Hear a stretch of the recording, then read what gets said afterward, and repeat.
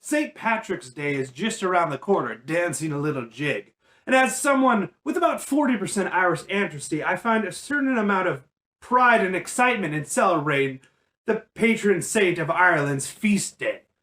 However, I find that the modern, secular St. Paddy's Day celebrations to be quite lacking. I mean, come on, what is there? Corned beef and cabbage and nothing else? Maybe a Kiss Me I'm Irish t-shirt thrown on? I mean, heavens forbid, Bud Light with some green food coloring in it? Saints and scholars alike, we can do better. So therefore, I'm going to show you some tips on how you could celebrate a fuller, richer, and more immersive St. Patrick's Day. Here are ways to have a bolder St. Patrick's Day. Let's get started with none other than food, glorious food. Now, I'm not knocking corned beef and hash or corned beef and cabbage. I love that. But if you want to go above and beyond and explore more of the Irish culinary delights, here is where we can go. Now, starting off in the morning, we have one of my favorite meals of all time, the full Irish breakfast. Now, this can be slightly different composed depending on who you talk to, where you go, but it is going to have eggs for sure, and usually a couple different types of pork, so sausage and bacon, usually what's called rashers.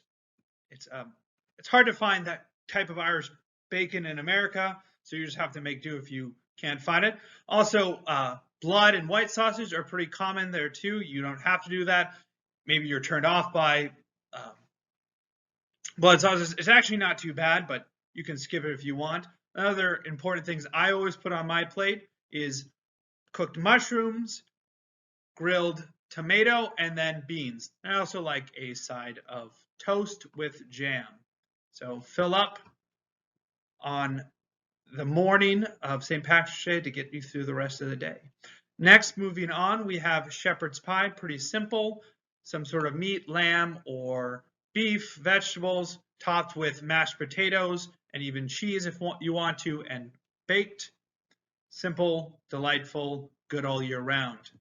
Then we get to even more potatoes. Colcannon is my personal favorite. Now, colcannon is mashed potatoes with then either kale, cabbage, or both, and I like both. And I really like grilled cabbage in this, so this is a great way to work that cabbage in, especially if you're neglecting your cabbage in your corned beef.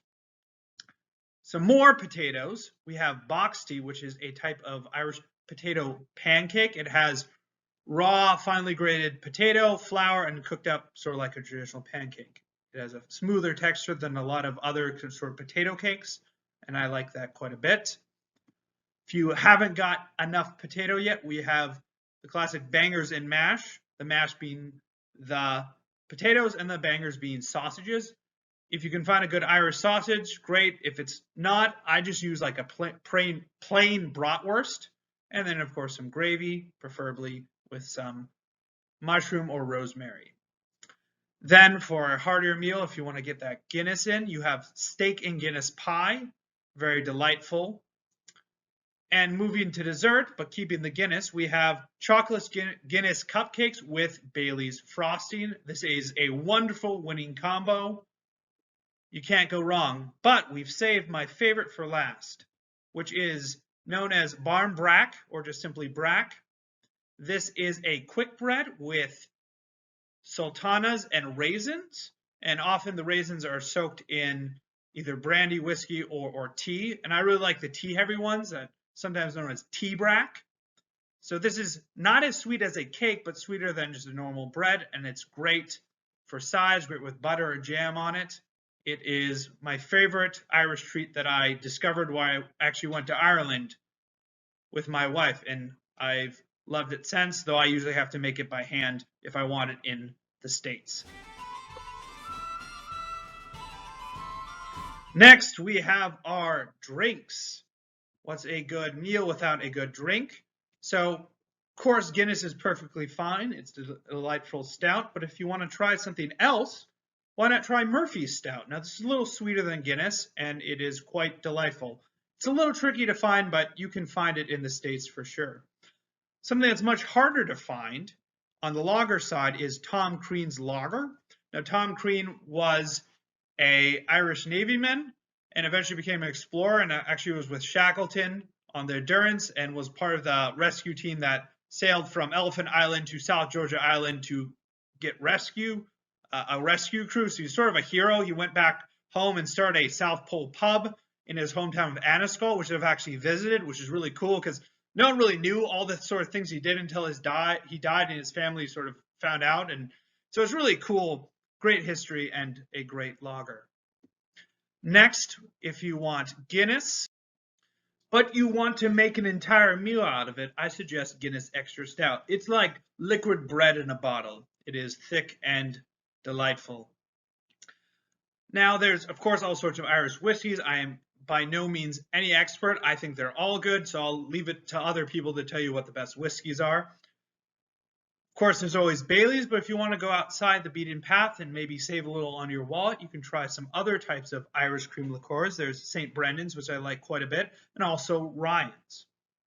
But wait, what if it's 7 a.m. in the morning and you're like, maybe I shouldn't start drinking these on St. Patrick's Day? Well, I've got you covered here with some great Irish teas. There's Barry's tea. You can have a couple different kinds. Original and Gold are my favorite, and you can find these in the States. They're a wonderful Irish tea, best served, piping hot. Steep it and then add a little milk or half and half. Shifting gears here, we have music. We've got our food and drink taken care of. Now let's give our ears a treat. Now there's all sorts of great Irish bands, especially classical ones, Pogues, Dublineers, High Kings, etc. But I'm just going to focus on one band, my one favorite band of all time, Gaelic Storm. Now, really, all their albums, there's about 12 of them, and then some compilations. They're all good. So I'm just going to go through them really quickly and pull out my top 10 songs as I go. So first of all, their most newest one for the Road. It's a mixtape. It's pretty good. Has the classic Night That Paddy Murphy Died. So that's an Irish song that every Irish band worth their salt has done. There's also Go Climb a Tree. Then their third newest album, Gaelic Storm, Matching Sweaters. This is my second favorite album. It has two great songs, Another Stupid Drinking Song and Girls' Night in Galway. Then there is Chicken Boxer with the song One More Day Above the Roses. Then to make sure we get plenty of good cabbage in, we have Cabbage with the song Rum Runners. Then my favorite album of all time, What's the Rumpus, has Darcy's Donkey, Slim Jim and the 7-Eleven Girl, The Night I Punched Russell Crowe, and Don't Let the Truth Get in the Way of a Good Story. Moving farther back in time, we have Bring Your Wellies with the song Kelly's Wellies. And then How Are We Getting Home with Born to Be a Bachelor. And then the rest of them don't have any of my favorite songs, but they're still very solid. There is Special Reserve, Tree, Herding Cats, and then their first album, Gaelic Storm. So you can't go wrong with Gaelic Storm. I love all their songs. They have a lot of great instrumental as well if you don't want lyrics. So have at it. Okay. Moving along here, let's do some literature. Now, since I have young children, I like to start with more of the picture books. So I have a 4-leaf clover of picture books by the late Tommy DePaula, wonderful artist and author, and he was part Irish, so he has some great Irish books. First of all, we have Patrick's Patron Saint of Ireland book, so a great introduction to St. Patrick.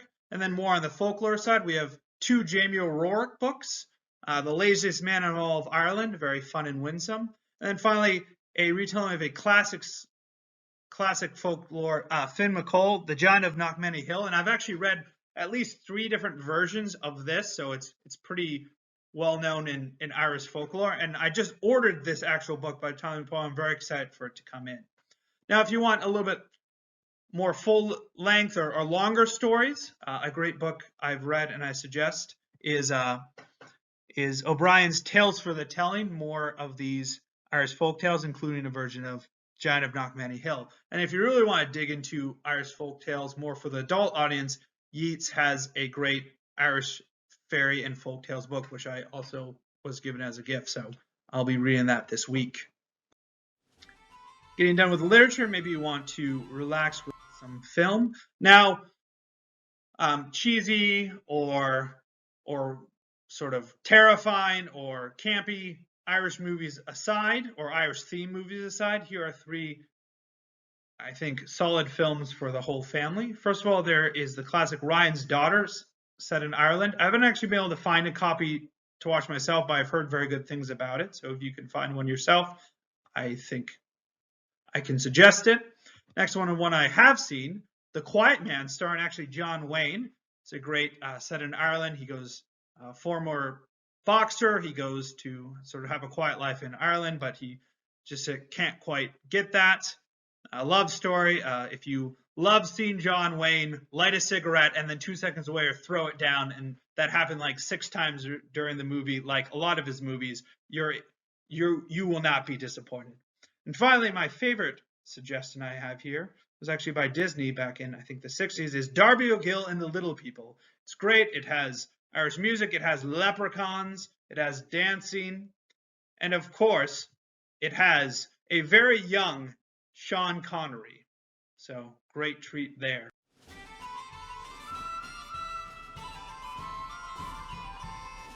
Sliding along to garnish ingredients. Now, to decorate for St. Patrick's, you could, of course, just do a bunch of green, maybe some leprechauns, some pots of gold, and 4-leaf clovers. But you could also go a little more traditional with some crosses to celebrate the saint part of it. First of all, you can't go wrong with a Celtic cross. Especially, this is the Celtic knot kind of version. You can also do alternative versions, like the one with the truffle. That is a symbol of the Trinity. It's a great one. And there's also St. Bridget's cross, which is typically made with straw. Now on to greetings. I'm going to do my very best to pronounce this. I've practiced. We'll see how well I can do. There is falce, which means welcome. I'm sure I butchered that. You find better people, actual Irish people, to find the best pronunciation, but I'm doing my best here. So welcome, that's a great welcome. There's Duit, which means God to you, or just sort of more generally hello, but that's literally what means God to you, so why not use it? And finally, for a little more cheer, we have sláinte, which means cheers or literally health. So here are some garnish ingredients. And finally, because it is St. Patrick's Day, let's talk about liturgy and prayers. St. Patrick is the patron saint of Ireland, and so a great way to celebrate that would be to go to Mass. And here is the collect from the day.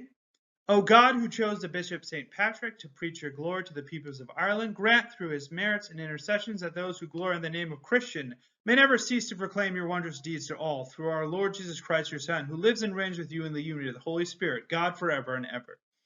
Another great prayer to bring up for this day is what's known as St. Patrick's breastplate. There are different versions. Here is one of them here. Christ be with me, Christ within me, Christ behind me, Christ before me, Christ beside me, Christ to win me, Christ to comfort and restore me, Christ beneath me, Christ above me, Christ in quiet, Christ in danger, Christ in hearts of all that love me, Christ in mouth of friend or stranger. And finally, because Ireland is known as an island of saints and scholars, we have even more Irish saints and mystics to draw from. I have this great book called 30 Days with the Irish Mystics that I've been diving into. And here's a wonderful prayer called Christ's Yoke from St. Columbia. O helper of workers, I beg that I, a little man, trembling and most wretched, rowing through the infinite storm of this age, may be drawn by Christ to the lofty, most beautiful haven of life. With all that festivities flung hither and yon, why don't you download Duolingo to learn a little Gaelic? Have a happy, holy St. Patrick's Day, and brace yourselves for poor pronunciation and crina. Awesome. Thanks for joining.